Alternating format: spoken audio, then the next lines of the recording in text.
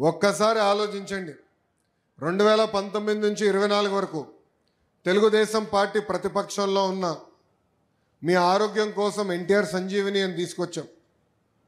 తాడేపల్లిలో ఒక క్లినిక్, మంగళగిరిలో క్లినిక్, దుగ్గిరాలకు ఒక బస్సు పెట్టి ఈరోజు కూడా ఆ కార్యక్రమం చేపడుతున్నాం. ఈరోజు కూడా సొంత నిధులతో మందులు ఉచితంగా మేము అందజేస్తున్నాం. ఊర్లో పెళ్లి జరిగితే పెళ్లి కానుకిస్తున్నాం. మహిళలు సొంత కాళ్ళపై నిలబడాలని కుట్టు నేర్పిస్తమే కాకుండా కుట్టు మెషీనే ఉచితంగా ఇస్తాం కాకుండా వాళ్ళకి ఈరోజు పని కూడా మేము కల్పిస్తున్నాం. ఆనాడు గత ప్రభుత్వం నీరు సరిగా అందించలేకపోతే వాటర్ ట్యాంకర్లు పెట్టి ఉచితంగా నీరు తోలాం.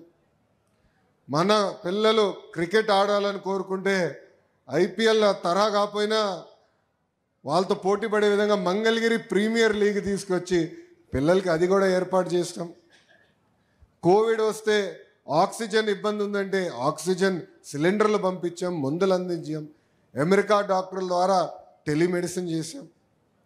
ఇట్లా దాదాపు 26 సంక్షేమ కార్యక్రమాలు మంగళగిరి ప్రజల కోసం ఆనాడు నేను చేస్తాం జరిగింది.